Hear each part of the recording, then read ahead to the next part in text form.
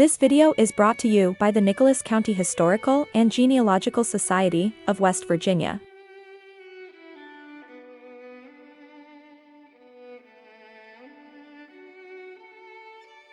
The Battle of Carnifex Ferry, Part 2. The conflict begins. American Civil War Series. Video produced by Gary M. Wilcox. This presentation was made on Sunday, April 14, 2024. At the Southern Baptist Fellowship Hall, 201 Irish Street, Summersville, West Virginia. Rock Foster is the author of the following books: On the Banks of the Gauley, My Name is Isaac, and When the Gauley Ran Blood, a Civil War novel.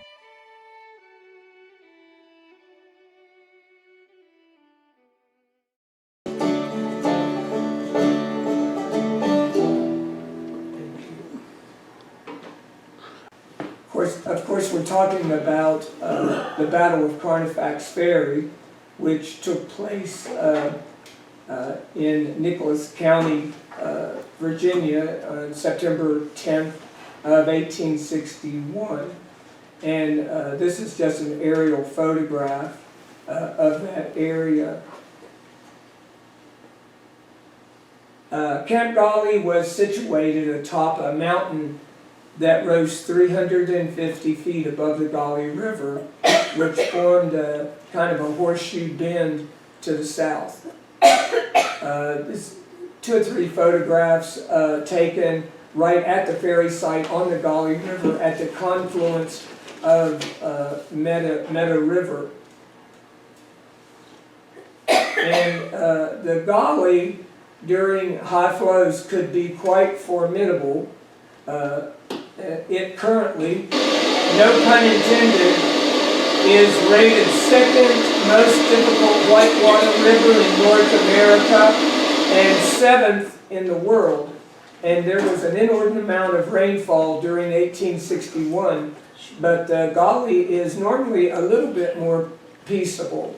This is famous Lost Paddle Rapids, easily seen from the overlook at Carnifex Ferry. The ferry site as it was drawn during the war by a Civil War soldier. And you're basically looking up Meadow River, I believe, with this photograph. Gauley would be going to the left there. This is Carnifex Ferry from Camp Gauley side, looking toward like Anstead in that direction. And this is what it would have looked like in 1863. You can see the Carnifex house there in the distance on the Fayetteville side, and I guess one of the boats that they would have used for probably transporting just walking past passengers, maybe a horse passenger. This is the view from Carnifex Ferry. The overlook there.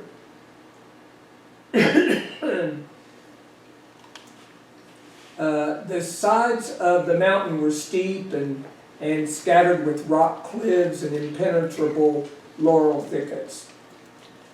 And the ferry road, which was not more than a narrow path, it struggled upward to the somewhat flatter top and then wandered northward past the Patterson House to Kessler's Cross Lanes. Just a shot going up the mountain there at Carnifex Ferry, and this is going out through the park, one of the old roads.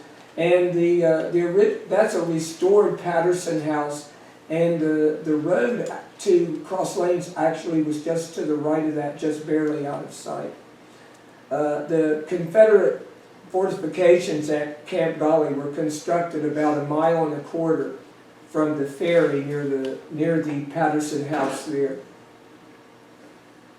Floyd had placed the artillery behind an earthwork and log palisade similar to this one. Glacis, or sloping ground, had been placed in front of it, of the log and fence rail palisade. And it's extended off on both sides of the main works. And the far wings were cleared and protected by abatis or sharpened poles that would keep the soldiers and the horses from rushing the palisade. Just a shot of a type of a log palisade that most likely would have been similar to the one that was located at Carnifex Ferry.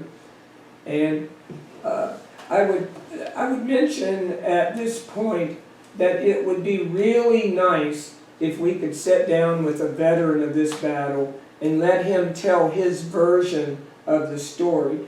Well, unfortunately, we don't have that benefit. You have to listen to me, and we'll struggle through this thing, but just pretend that I'm older and wiser and that I'm an experienced soldier that was actually there. Maybe if you have strong enough imagination, you might survive this presentation. But this was Captain John Guy's Goochland artillery, and it occupied there in the middle of the battlefield, the earthwork palisade.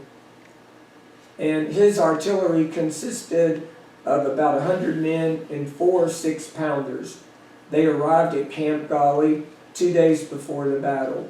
Additional artillery was provided by Lieutenant Thomas Jackson's horse artillery with 3 pieces of equipment.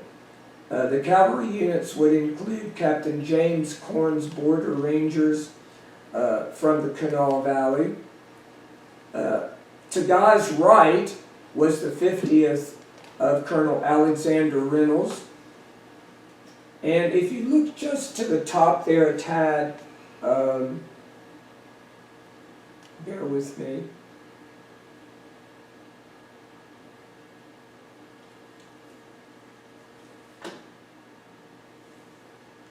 Oh, come on.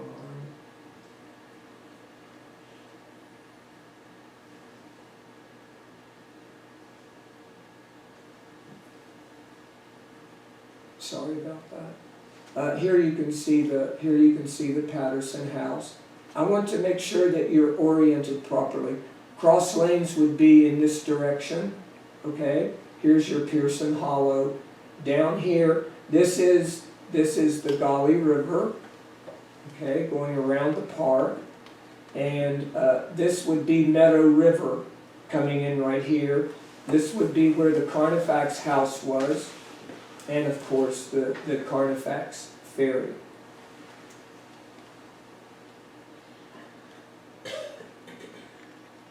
The 50th of Colonel Reynolds was from Southwest Virginia. And continuing along this line to the far rebel right was the 45th of Colonel Henry Heath. And his position faced a shallow hollow that grew steeper as it plunged toward the river, where it was nearly vertical.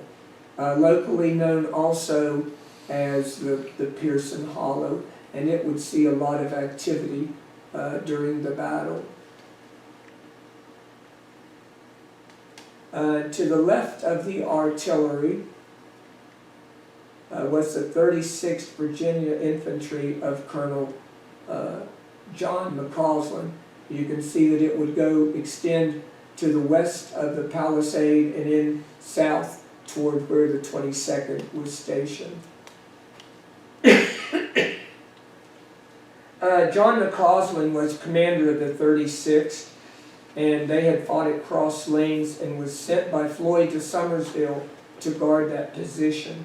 They would remain there until just prior to the Carnifex battle. And holding to the far left was Colonel Gabriel Wharton's 51st Virginia, and they had also had one battery with them.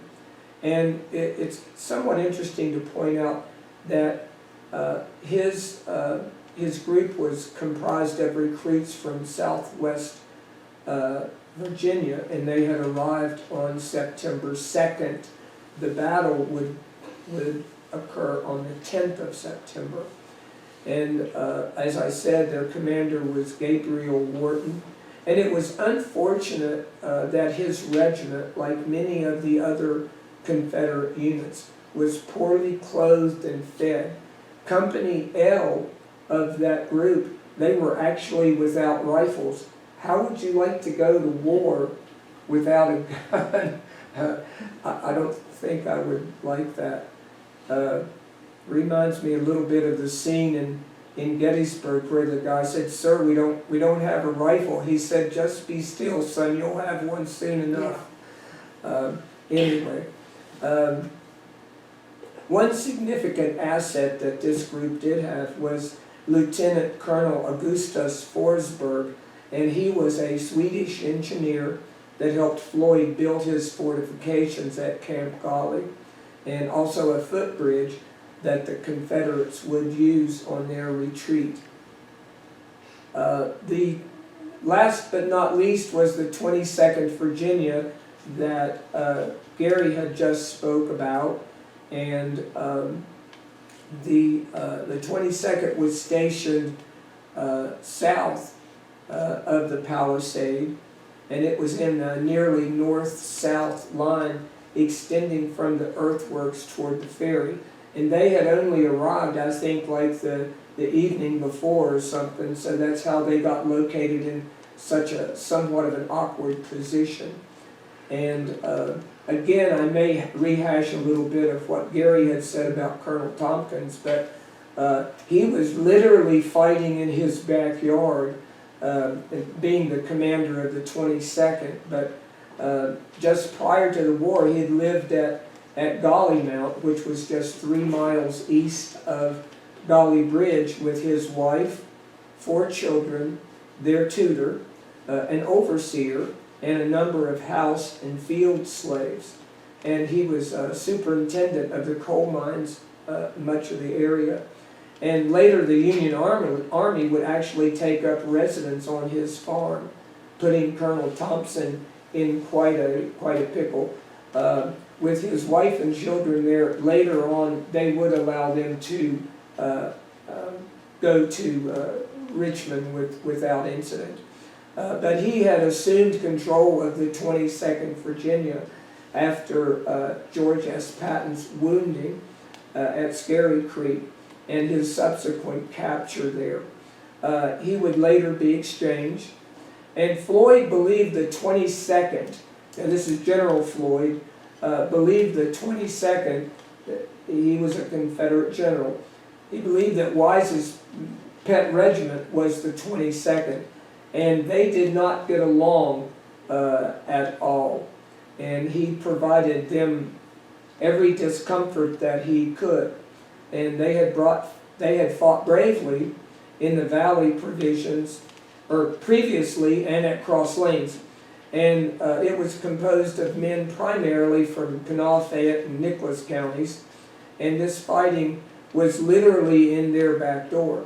And they were, to say the least, necessary for General Floyd, who was the commanding officer, for his survival.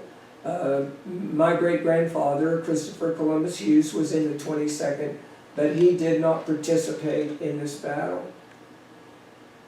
Colonel Albert Beckett's border guards were also from the Kanawha Valley, and they also had 2 additional cavalry units attached to them. Approximately 60 local militia rallied at Camp Golly, bringing Floyd's troop count to around 2,000. Wise had an equal number at Hawk's Nest across the river that Floyd requested be sent to him, but only the 22nd was sent, and that was late, just before the battle. Wise, along with General A.A. Chapman's 19th Brigade, did help keep Cox's, General Cox was a Union general at Golly Bridge, and these troops did help keep his 1,600 men at bay there. Additional troops of the 14th North Carolina, the 3rd Georgia, and the 13th Georgia were also there. And they were rushed rushing to get there, but unfortunately they only made it for Floyd's retreat the next day, or the next night, I guess I should say. Historians argue that Floyd's inactivity at Camp Golly following his victory at Cross Lanes was due to Wise's uncooperative stance. And the truth was, Floyd had no food. He could not mobilize his army until the local mills could generate the flour. He told Lee in a letter that this would take about a week. He also wanted reinforcements from whom else? General Wise. There he was. He had just severed the communications between Cox and Rosecrans, Rosecrans was in Clarksburg to the north, Cox at Golly Bridge to the south. And with Wise's troops, he might have enough men to successfully attack Cox and make his plan work. And his plan was basically to drive them out of the Kanawha Valley so that he could go down to Kanawha, then make his way up the Ohio River Valley to Wheeling, where he could upset the proposed new government of some place called West Virginia. They actually wanted to call it Kanawha.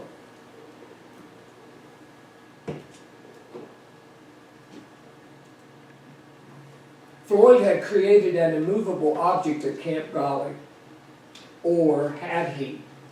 McClellan was still incensed about Tyler's defeat at Cross Lanes. If you recall, that was about 2 weeks before this battle. We talked about it last time, and it was the Union troops had arrived there at Cross Lanes rather late at night and were eating their breakfast when they were attacked by Floyd's Confederates. There was about 700 Union troops and about 2,000 Confederate troops. And it was because they attacked during the breakfast, they called it the Battle of Knives and Forks. But it was devastating to the Union troops because they were just decimated and sent for their own survival in a number of different directions for safety. McClellan, who had just become the new commander of the Army of the Potomac, was just absolutely livid. His message ordering Rosecrans to attack was part of the official record. And he said, there's no excuse for Tyler being surprised. He said, concentrate everything against Floyd.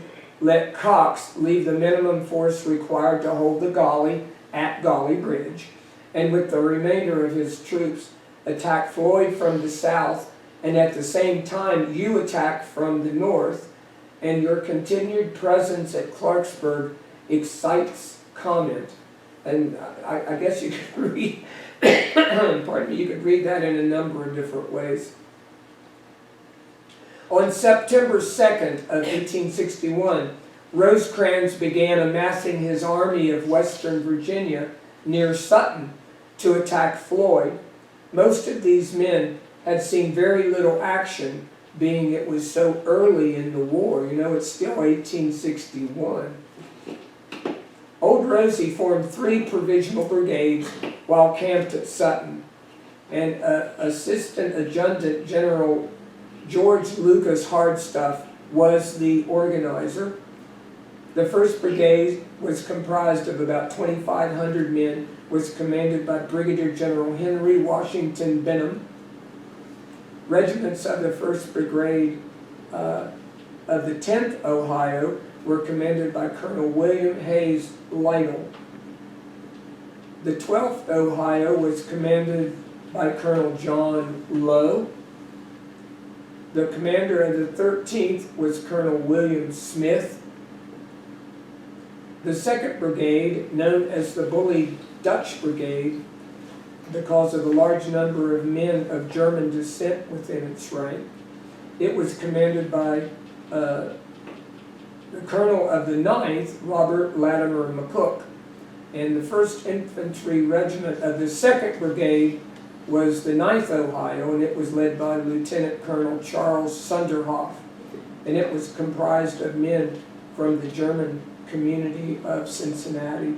A lot of Germans, immigrants in the Ohio country, and of course when they became soldiers, that brought them here. And it just makes you wonder if they had a significant communication problem because of some of the mistakes that were made. The 2nd Regiment of the 2nd Brigade was another German outfit commanded by Colonel Augustus Mohr. And Mohr was born and educated in Germany. The 3rd Regiment was the 47th Ohio, and it was commanded by Colonel Frederick Poschner, and it was financed by a former Austrian army officer and boasted to contain, you ready, 13 nationalities in their ranks, and most of which were German. But this is almost like a foreign war when you think about it, when you look at all the shall I call them non-English speaking people that were involved. And now you've got them coming into the hills of Western Virginia. And I imagine that these people could possibly have a little difficulty adjusting to all the German that was probably being spoken among the troops. Rounding out the 2nd Brigade was Captain Frederick Schombeck's Illinois Cavalry, known as the Chicago Dragoons. And here again, most of them were Germans. And if you recall, last time I told you about the little conflict they had there at Hughes Ferry, and when the Chicago Dragoons, when they rode down to the Hughes Ferry and pretend like you know what I'm talking about, to secure it so that they wouldn't be attacked. Also, I'll mention that from the rear, joined by Captain Oscar the Max battery. The Confederates fired on them from the cliffs across the river. And Captain R.R. Stewart's independent company, all they had were the Indiana Cavalry from Indianapolis. Well, the captain sent back to the main body of troops. They also wanted 10 infantrymen with rifles so that they could fire across the river. Rosecrans' army and provide cover while they sunk the ferry. Well, they sent back for these 10 infantrymen. Floyd's army totaled around 2,000. Which could have been 500 to 600 men. And now they're charging down to the ferry to Old Rosie started southward about my great-grandmother, my great-great-grandmother, and what she must have felt like when had all these trains expiring, or the 1, 2, perhaps as many Rosecrans entourage. 2 rounds. You can imagine, rushing down to the ferry. But 8 miles was just the length. Now remember, you're walking Colonel 2, maybe 3, sometimes maybe 4, sometimes of marching men shoulder to shoulder. You have the cavalry, which takes Lieutenant Colonel Stanley Matthews, replaced Scanlon when he was promoted to brigadier general. People along the way had scarcely seen 2 wagons together, let alone he also ended up being a Supreme Court justice. And in their place, it's worthwhile to mention 2 additional members of the 23rd out there saying, I've never seen anything like it. And Private William, the group camped at Birch River for the night. They were about 15 miles north of Summers. And they were also in communication between Cox and Rosecrans, consisted of Rosecrans ordering Cox to keep Wise busy to avert his attention from Floyd. He didn't want the 2 of them combining with as many as almost 4,000 troops to fight his 7,000 troops. Little did he know that Wise, now remember, Wise and Floyd were both Confederates. They did not get along at all. And the last thing Wise was going to do was to assist Floyd. So you had this strike against the Confederates to begin with. Floyd sent pickets to Powell's Mountain, and they picked up about 60 local militiamen along their journey. And Rosecrans' spies had somehow obtained the countersign from the rebel camp. And on the morning of September 8th, soldiers of the 13th Ohio were sent over Powell's Mountain on a recon mission. And when they approached the rebel pickets and were challenged, of course, they gave the correct countersign, and the rebels relaxed at their positions. When they realized who approached, it was just much too late, and one of them lay dead in the middle of the road. Henry Young was shot in the back of the head. The gravity of the situation undoubtedly beckoned upon the local militiamen. These men mean business. They're going to kill us. We didn't ask for this war. They did, however, delay the Northerners long enough for Floyd to further entrench at Camp Golly. Colonel John McCausland and the 36th, who were stationed at Summersville, sent word to Floyd that the Federals were near Powell's Mountain. Floyd believed that Rosecrans would not attack for a few days. In spite of this, McCausland sent the bulk of his troops to Camp Golly. On September 9th, the Union troops crossed Powell's Mountain with light resistance by the militia pickets. They camped about 6 miles north of Summersville on the Muddleby Bottoms. It was the morning of the day of the Battle of Carnifex Ferry. The Union troops along Mumblepeg Creek awoke to the sounds of the bugle. By 5 a.m., all of the soldiers were on their way. The Union train stretched like a long, dark snake along the rolling mountains approaching Summersville. Confederate pickets periodically sniped at the head of the column until the blue wave became so great that they were forced to move to strike again. As the column entered Summersville, they could see the last of Captain James Corn's cavalry leaving town. 2 of Corn's men had been on a scout and were captured when they returned to town. They had in their possession Captain John Dyer's sword. Remember, John Dyer got killed at the Battle of Carnifex, or at the Battle of Knives and Forks, and he died or was cared for by Mrs. Vaughn and Mrs. Malcolm at the Vaughn house, and unfortunately he died there. But Dyer had been killed at the Battle of Cross Lanes, and Rosecrans garnered as much information from the prisoners as possible along. Excuse me.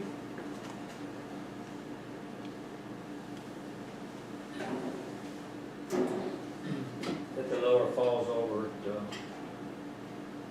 Hills Creek. It is, yeah. That's my next program. I apologize. I don't know why that did that. Couldn't have been my fault. There we go. 2 local Unionists, Samuel Todd and Joseph Brock, volunteered their services as guides when they got to Summersville. And by noon, the Army had moved 2 miles south of the town. Now, these 2 gentlemen were supposed to be Unionists. Well, you don't think they knew the difference between Carnifex Ferry and Hughes Ferry, which is where they were about to go? I mean, it just doesn't quite collate in my brain. I believe they were Confederates and they were just buying time for Floyd, but that's just my opinion. You can change any time now.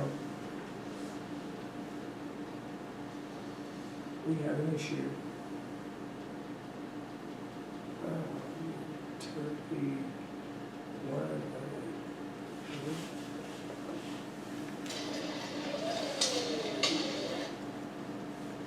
1. Hughes Ferry crossed the Golly nearby, and Rosecrans, not wanting the enemy to attack his rear, had Colonel Robert McCook send a guard of Chicago dragoons to destroy the ferry boat. A house and a blacksmith shop owned by my great-grandparents were located at the ferry. The flatboat was located on the opposite shore at the time, and 2 scouts swam the river to fetch it And one of the Chicago Dragoons, they felt as they approached the ferry, he had been shot in the thigh. And the rebels were positioned on the high cliffs across the river. The bullets that I have on the table over there, this is where they were found. And they were most likely fired on that day by the Union soldiers. Anyway, as I've already mentioned, the pistols did not have the range, so they ended up sending back for the 10 infantrymen. They ended up with the 10th Ohio, so there was somewhat of a snafu that occurred there. And again, I attribute it perhaps to a language barrier. They were successful in retrieving the ferry boat. They cut it in half, they loaded it with rocks, and they sent it to the bottom of Valley River. And all I can say to that is, reparations anyone. This minor incident played a larger role than it first appears. It made Rosecrans' men much more cautious the remainder of their trip to Camp Dolly. Where would Floyd strike? When would Floyd strike? At approximately 2 p.m., the scouts discovered an abandoned rebel camp near Cross Lanes, with the campfire still burning, but no rebel forces. This turned out to be the advance camp of Colonel Reynolds and the 50th Virginia. They had obviously left in a considerable hurry. Now, there are 10 major movements of this battle. Again, it's a little bit laborious. I've truncated it as much as I could, just so that you'll have an idea of the men that were in charge of a particular movement and a general idea of what they did. I'll try to get through it as quickly as possible. And this was the first one, and it was by General Benham. And he actually asked General William Rosecrans if he could push on and uncover the Fox, referring to Floyd. And remember now, death lay around every bend in the road and behind each tree. For those who had seen battle, it was another glimpse of hell. For those who would taste conflict for the first time, their anxiety manifested itself with rapid breathing and the excrement of body fluids and wastes. Around 3 p.m., the rebels opened up with all they had, firing rifles, pistols, canister, grape, shot, and shell. The time was right now.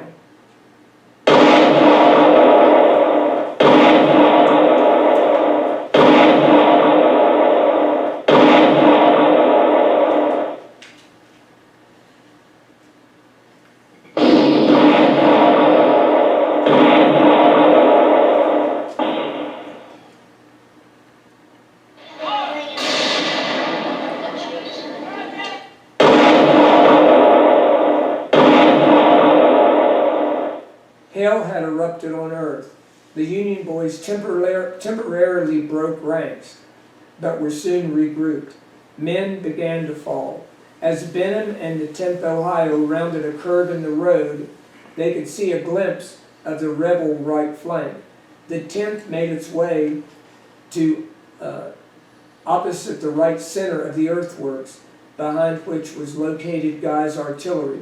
Now, if you've been to Carnifex Ferry State Park, you know right in front of the superintendent's house, or just past that, the road makes a fairly sharp left turn. And I think that's about where they first encountered Floyd's artillery firing at them, or actually it was Guy's artillery.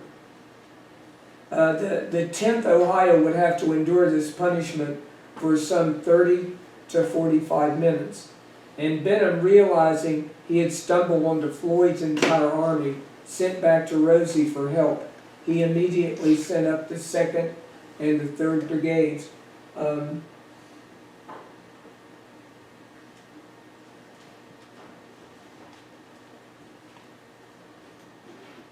he would have been coming in this way.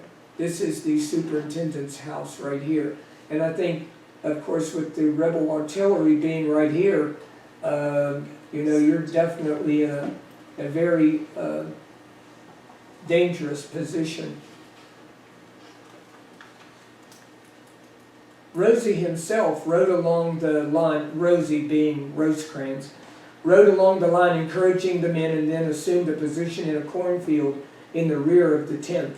His view may have looked something like that. Floyd's Camp Dolly was about to be attacked. To the north of the Confederates lay a field and then the Patterson residence. Extending beyond the house lay a cornfield and then heavy woodland. From Floyd's position, he could have seen the sharp right-hand turn the ferry road made, and as it wormed its way to cross lanes, that would, of course, would be going in the opposite direction. On both sides of the ferry road, a log palisade had been constructed. Surprisingly, Floyd was one of the first Confederates to be wounded. He was standing on a large chestnut tree stump about 5 feet above the ground near the rear of Guy's battery. Steps had actually been hewn into the side so it could be scaled. And I just have to ponder if this is where he was going to defeat the flesh and the devil. Anyway, he received a musket ball in his right arm with the bullets passing through the muscle. He was attended to by the surgeon, and 10 minutes later was back to the line. Now, ready for about the second movement, and this was by Colonel Lytle. Now remember what time of day it is. It's now 4 o'clock. Remember, these guys had started about 3 or 4 o'clock in the morning, yet they had walked 20 miles. You think you might be getting tired about now? And remember, it's September. Let's see, we've got on wool uniforms, and it's probably about 85 degrees. So it's much more difficult than perhaps it appears.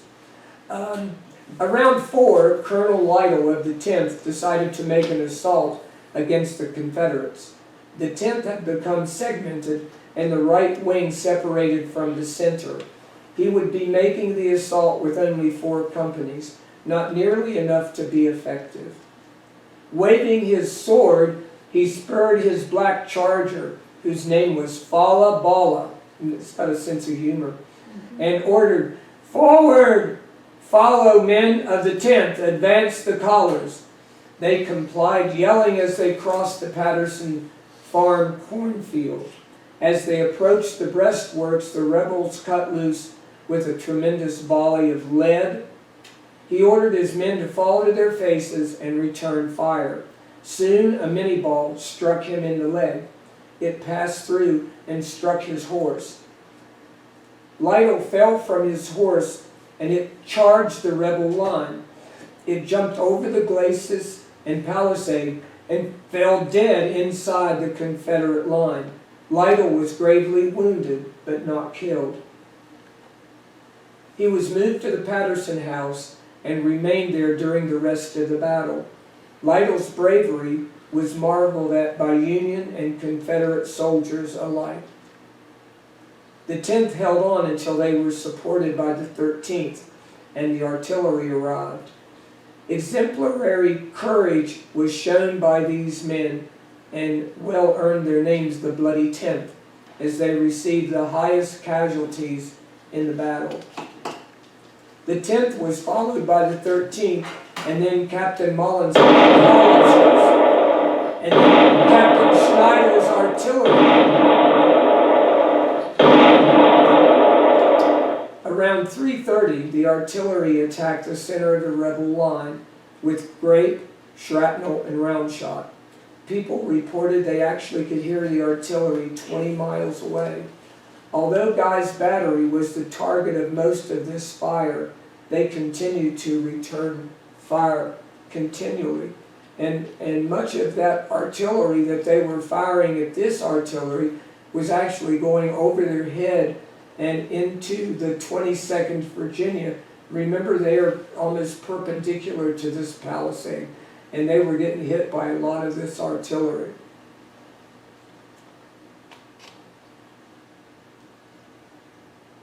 And here you have them repositioning.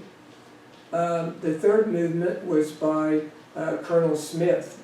And the 13th Ohio had no sooner found its position there until they were brought under heavy gunfire. Smith led his men down a ravine known as the Pearson Hollow. This hollow paralleled the Confederate right flank. They hid behind the brow of the hill, and the rebels could not see them. When they got to the end, they could see the entire right flank of the Confederate line, all the way to the cannons. And this was, Heath's 45th Virginia was positioned behind their log and rail breastworks. They fired on the 13th, and Smith had his men fall to their stomachs and creep up the hill until they could return fire. This drove the Southerners to the center, leaving the flank deserted. The battle was over at this point. No, not really. Smith had been ordered to make a reconnaissance, not an attack. So Smith sent a messenger to the commanders with the results of his reconnoiters. When his messenger did not return in a sufficient amount of time, he assumed he had become lost. Smith moved his troops back to the road, to the road that he could report to Benham and Rosecrans himself. In reality, the messenger had had his forefinger shot off, and he sought aid. Meanwhile, in desperation, the 10th successfully had Schneider's battery moved to a more strategic location, about 10 paces to the Union right, through a lightly wooded area, the path being cleared by one hatchet and Schneider's sword. The artillery began plowing solid shot and shells into the rebel parapet. Things were beginning to pick up now. Victory would surely come soon.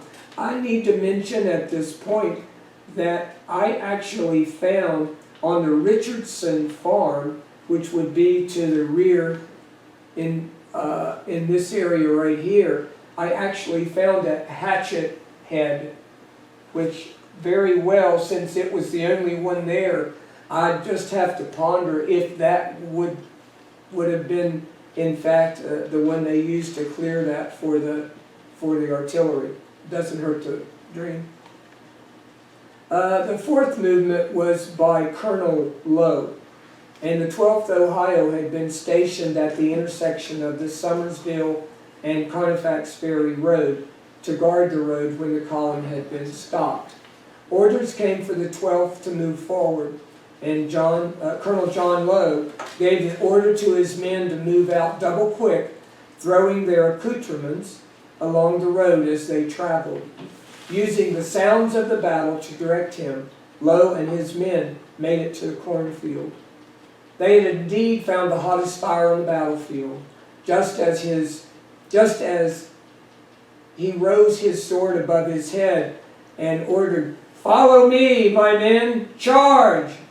A bullet or round of canister struck him squarely in the middle of his forehead. Only moments later, both of his legs were struck by canister fire. Having been accused of being a coward at Scary Creek, John Lowe's shattered legs now carried him down the eternal hall of heroes. His death had an inspiring effect on the Union troops.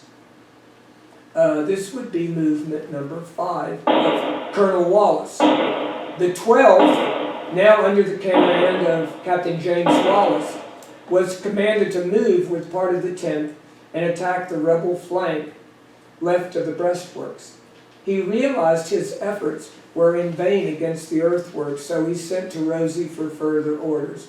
He was told to go further to the right. They mounted a small hill to the right of the rebel flag, yet they were still under horrendous fire. Finding themselves pinned down at this point, they retired to a different place on the field in the back of the battle. Number 6, Colonel McCook. The 2nd and 3rd Brigades had been halted east of the intersection of the Summersville and Cross Lanes Road. Rosecrans called for Colonel McCook of the 2nd Brigade. The battle line of the 2nd Brigade consisted of the 9th Ohio being positioned with their right on the Ferry Road, to the left the 28th and the 47th in reserve to the rear. They waited in this position until 3:30 for further orders. This is number 7. Colonel Hardstuff, interpreted as also 7/8, depending upon if you have it as 2 or just 1. The second, General Hardstuff had been involved in the battle and now devised a plan. With a distraction on another part of the field, the 9th could perform a bayonet charge and overrun the glacis. Now remember, glacis is these sharp pointed poles pointing out at your opposition to keep them from charging you. Rosie liked the plan, and the 3rd Brigade was off with Hardstuff and McCook leading the way. McCook gave the orders to move out with, "Forward, my bully Dutchman, and we'll go over their damn sticks and dirt if every man dies the other side." And it was said that if Lytle's men would follow him to the gates of hell, then the 2nd Brigade was willing to follow McCook and Hardstuff to the gates of hell and back. They lead their troops onto the field to spring the assault, as strangely enough, it was almost the exact position the 10th Ohio had met the original rebel fire. And this is just them opposite the palisade. They're preparing to get in position here again to make this movement. And as it turned out, only 3 companies of 9th would see action because Rosecrans, uncertain of unknown rebel strength and fearful of a possible slaughter of McCook's Dutchman, called off the assault. A bugle sounded and called the Federals back. McCook removed his troops to a position behind McMullen's battery. This is movement number 9. We're almost there. The 3rd Brigade had been held in reserve until this point in the battle. At about 4 p.m., Colonel Scammon brought up his 23rd, followed by part of the 30th. Another group of the 23rd was ordered by Rosecrans to the rebel right, and then to advance upon the Southerners. This group was commanded by Major Rutherford Hayes. They traveled out a ridge until they could see the Gauley River, and then proceeded to the far right of the rebel line. They were in heavy brush and laurel on the side of the steep and rocky hill. The river was below them and the enemy ahead. They became separated in the heavy laurel. Hayes had told his men to follow the setting sun and the sounds of the battle. Rejoined by a number of his men, Hayes regrouped his men in a line and started toward the enemy. It was growing late and the sky was beginning to darken. They approached close enough to the rebel right that at least 2 of his troops were wounded. It was at this point that Hayes made contact with the left wing of the 28th, who stated that they were lost. The 2 fragmented regiments joined at this point. Officers of the 23rd and the 13th approached Rosecrans with a plan for attacking the extreme rebel right. Benham had offered a similar plan earlier, but Rosie chose to go with Colonel Smith of the 13th.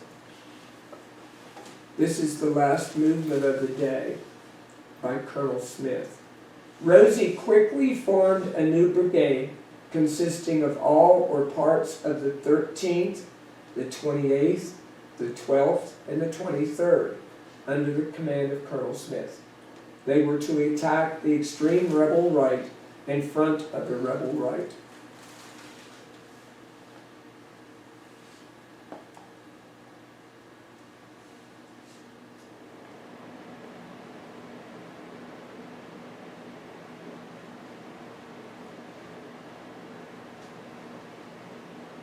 Units of the 10th, 12th, 9th, and 47th were to attack the rebel center and artillery.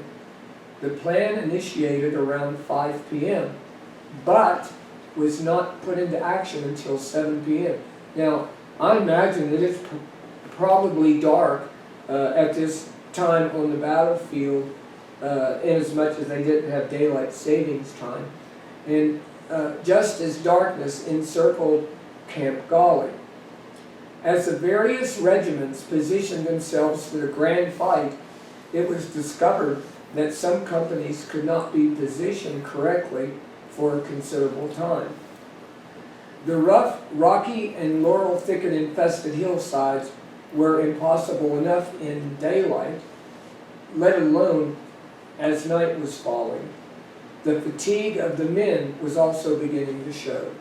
Most of them had been on the march or in action since 3 a.m.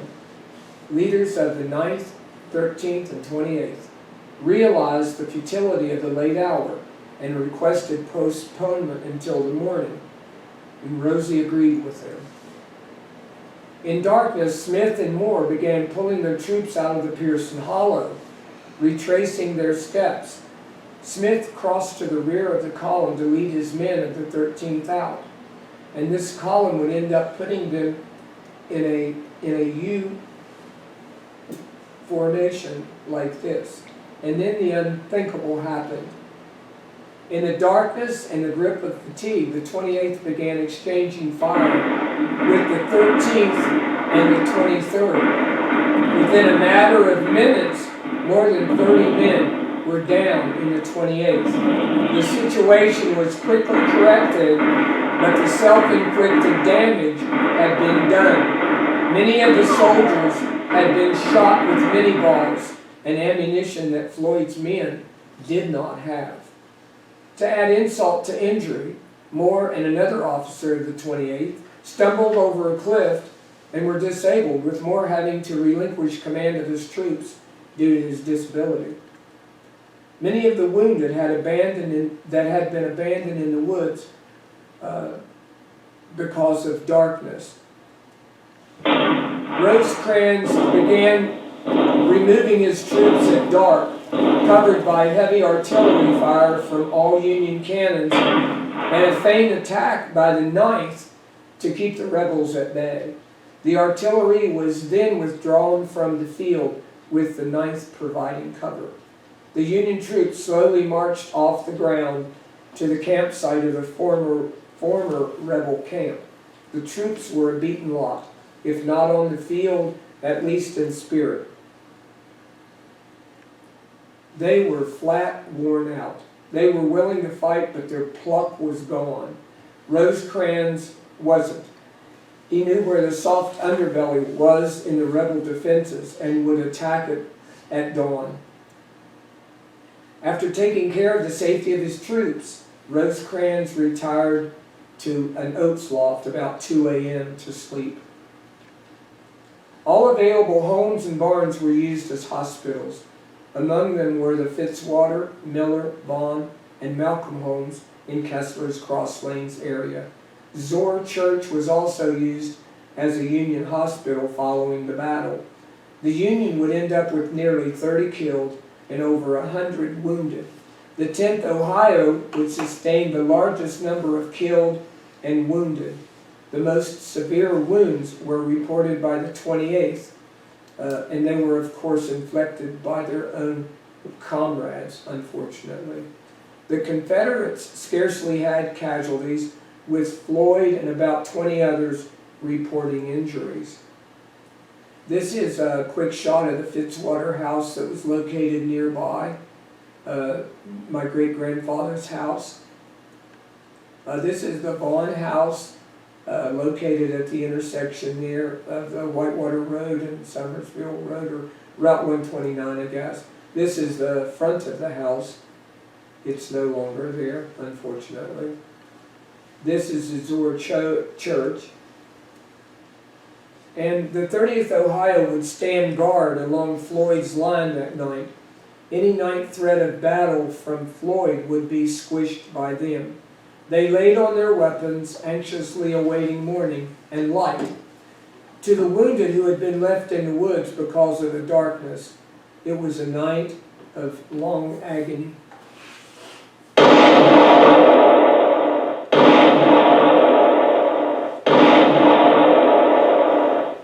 At sunrise on September the 11th, the Union artillery began shelling the Confederate breastworks. Shortly after that, a runaway Negro servant belonging to one of the colonel's soldiers, one of the Confederate soldiers, I say it was one of Tompkins, what do you say, was intercepted on the Ferry Road by pickets of the 30th Ohio.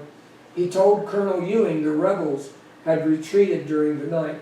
Ewing reported to Rosecrans and then proceeded to verify the story. The 30th entered the rebel fortifications without firing a round. A group of rebel pickets who had just returned from their turn were greeted and captured by Colonel Ewing's men. Floyd and his troops were gone. He quickly replaced Floyd's brigade colors with his own, or his flag. Rosecrans' artillery moved to the cliffs overlooking the river and saw Floyd's rear guard passing into the distance. They fired a few volleys as if running the Confederates away. So, what had become of the rebels? After conferring with his officers, Floyd decided to make a retreat during the night. With no rebel reinforcements coming, he knew the Federals would overrun Camp Gauley in the morning. His plan was to cross the Gauley and join up with Wise at Dogwood Gap the next day. If Wise would not join him, he would join Wise. To travel the Ferry Road, if you've ever been there, during the daylight hours was difficult.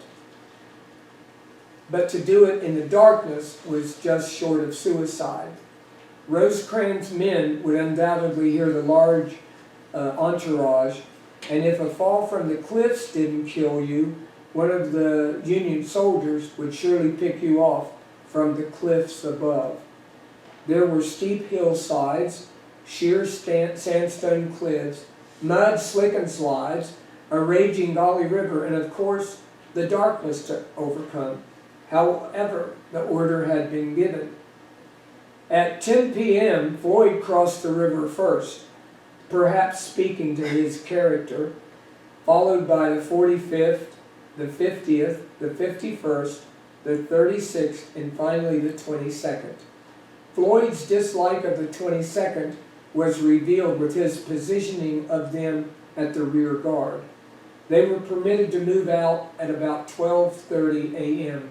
after everyone else had departed. They no sooner started than they came across men from Guy's artillery. No one had bothered to tell them of the retreat, or they had been sacrificed by Floyd to allow the rest to escape. Colonel Tompkins of the 22nd ordered them into the ranks. Now the 22nd had to wait on the cannons to harness up and get limbered, or the limber was the thing that contained their weapons and powder that they used to fire the cannon, and they called it getting limbered up.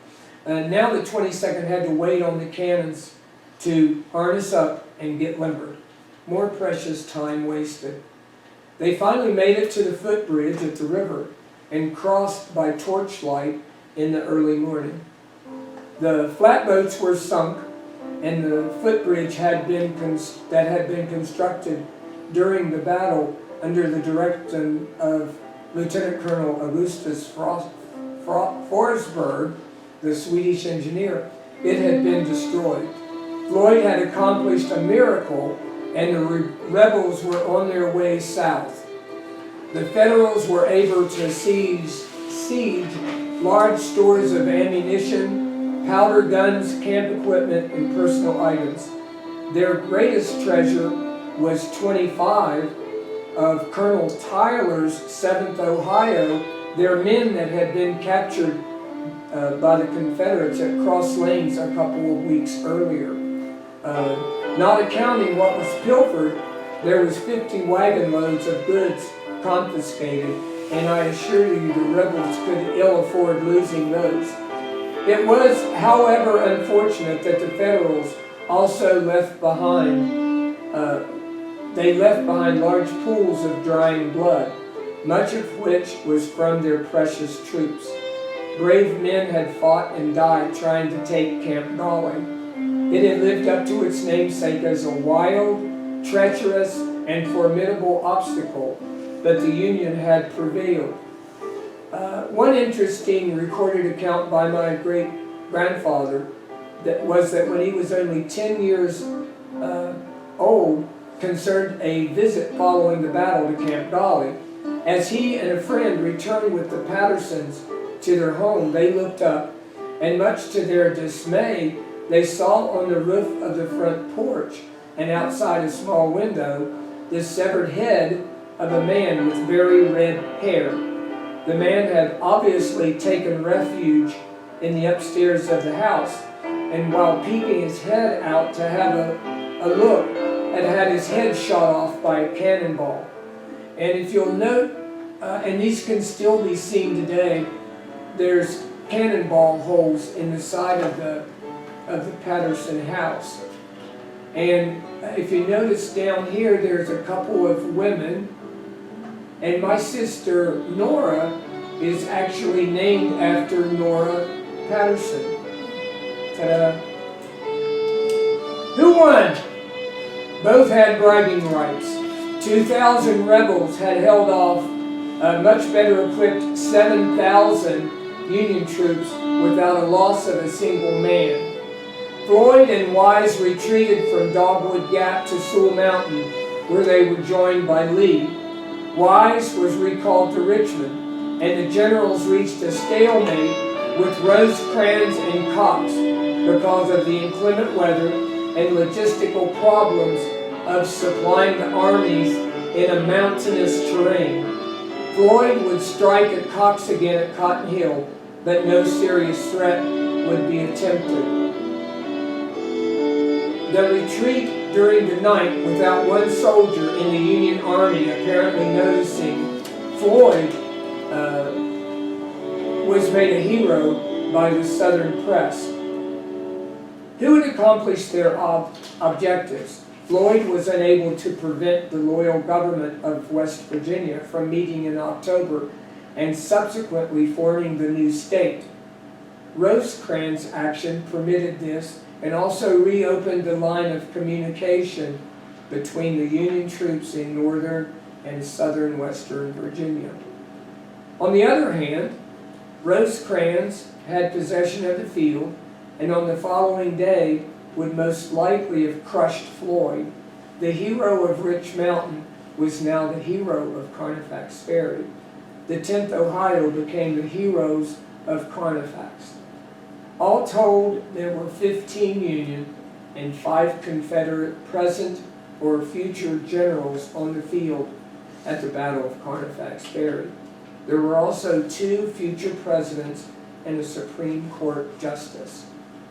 Although loyalties were divided in Western Virginia, the Battle of Carnifex Ferry sealed the outcome of the new state becoming the 35th star on the U.S. flag.